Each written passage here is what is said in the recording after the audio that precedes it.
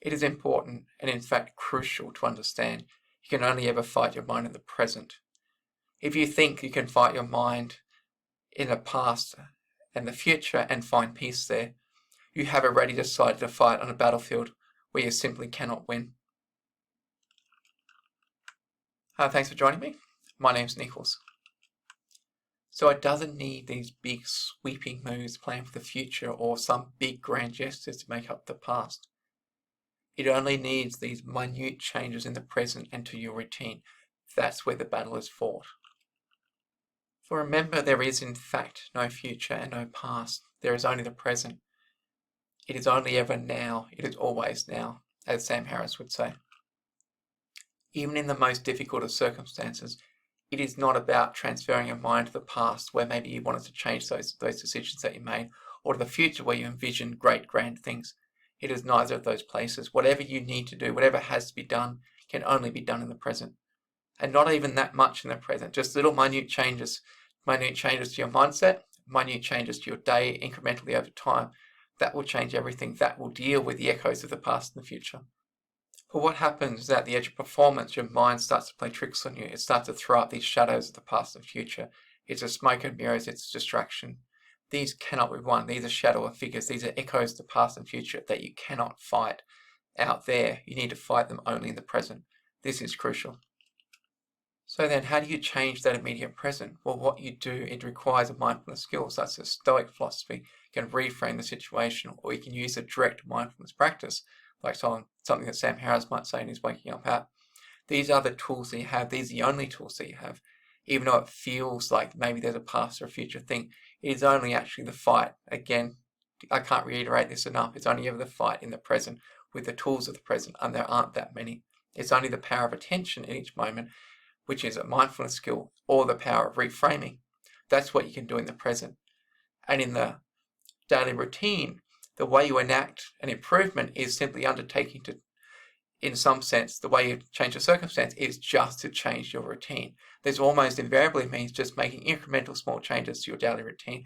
That simple moment, no matter how bad life you become, no matter where you are, if you simply use mental tools in the present to reframe it and reevaluate and refocus and use your attention effectively in the moment and truly undertake to change your daily routine in a very considered and precise and incrementally improving ways, this is how you will deal with the resonance of the past and future, even if you've ended up in a place you don't want to be.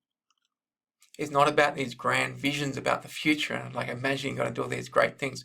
That's fine. These are good as an orientation because it allows you to see what you truly want, what you truly value. If your dream is something that's grand in the world and you truly want that, that's fine. That's a really good way of understanding what you want. But the only possible way you can get there is in the moment, is to change the mindset, be at peace with where you are in the moment, orientate towards that dream, and make incremental improvements in your daily discipline effort of your daily routine. And you may, and I guess, some longer term routines like monthly routines or yearly routines, but the foundation of everything is the daily routine and the present moment. That's the only place you can ever beat your mind, ever really even fight your mind, and only really the only place you can ever actually change your life.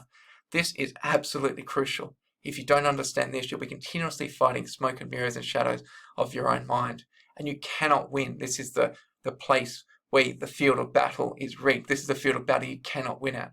But if you choose to fight your mind in the present at all moments, then that is a place you can win, and if you stay there long enough, you will win. That's why the mind doesn't want you to be there in some sense, because it is a place where, when you're at the edge of performance, dealing with some difficult issue, if you remain present, acknowledge your mistakes, and understand those things, you are transformed, you become stronger by your very presence of being there. But when you're trying to escape the past and future, imagining better things you could have done in the past, better decisions you could have made, or the glorious future that awaits you, you're running away from the problem. But if you remain present, victory will inevitably be yours so long as you stay present in the fight, in the moment with your mind. This is crucial.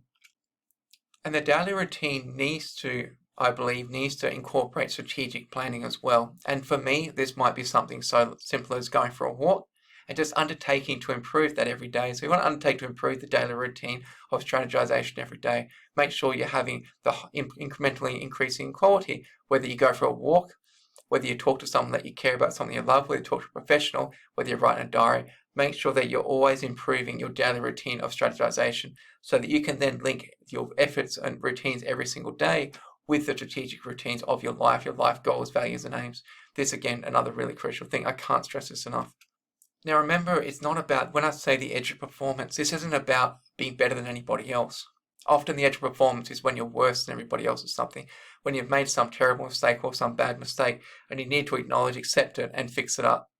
That's these moments on the edge of performance. That's truly what it is on the edge of performance, when you had the ability to be better than you were yesterday simply through the acknowledgement of your serious or significant mistake, or any mistake at all. That's what I mean by the edge of performance. It is not about achieving more than others. It's about achieving more than you could have otherwise done, than you should have otherwise done, because you are the only person you're competing with, and your mind is the only thing that you're fighting in, and it's only ever in the present moment. Anything else is a distraction, and you will lose if you don't understand that it's only your mind you're fighting, and you're only fighting your mind in the present moment, and all else is distraction. So it is when you have fallen the hardest, that's a moment which is most important on the edge of performance. For instance, for many of us, we have something that we wish we didn't do, a bad habit, a shameful habit of some kind. Even the diminishment of a shameful habit is the edge of performance. Just because you feel like you're below other people doesn't mean it's not the edge of performance. It is still the edge of performance, and it's absolutely crucial. As Tim Ferriss, I think, once said, it's not the things that we actually do that matter most in life, it's the things that we don't do. So that ability to diminish a bad habit is an absolutely crucial tool on the edge of performance. And again, you can only ever do these things by just a moment mindset and the undertaking to improve your daily or similar routine, and setting aside a time to strategize to make sure this all aligns with the overall goals. These are the tools that we use to fight our mind, and we only ever fight our mind in the present moment. All else is smoke and mirrors. All else is shadows and residents of the past and future. They can orient us towards an objective, but we can never get there unless we are willing to deal only in the present at all cost, at every cost, at any moment, and always push aside or let go of distractions that would force us to think in the past or future exclusively at the expense of the present. You're in a fight, and that fight is always in the present. You must understand this. Okay, I think I'm done. Thanks for listening if you got this far, and I'll see you in the next one. Peace.